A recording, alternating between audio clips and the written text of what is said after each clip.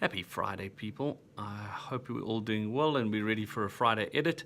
I'm going to run through a photo I recently took on a trip of a Rhino. I was fortunate enough to be able to get out and get really low angle, which helped with the reflection. The only problem is on the composition. I wasn't quite straight, so we're going to straighten up the image first. Then we are going to crop it in a little bit too much space.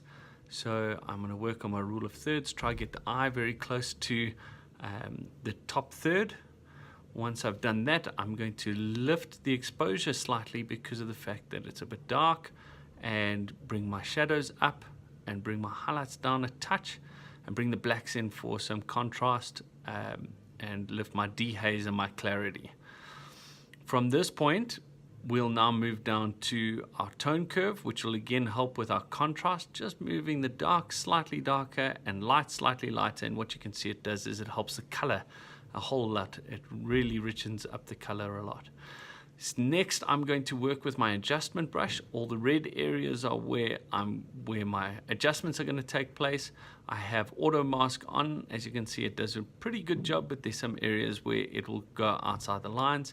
If I hold down Alt, it will go to minus. Just make sure that's also on auto mask, and that'll help you get the areas out that you didn't want part of the edit.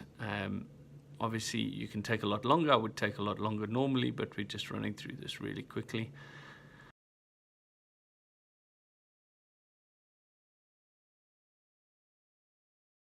We're going to lift clarity and lift our sharpening a little bit. Just make sure that everything's in check. Once I'm done with that, I'm going to double check everything, make sure my dehaze is not too high, and we are then going to look at before and after. And that's our final image. I hope you guys enjoyed this tutorial today. Have a good one, and we'll see you soon. Bye.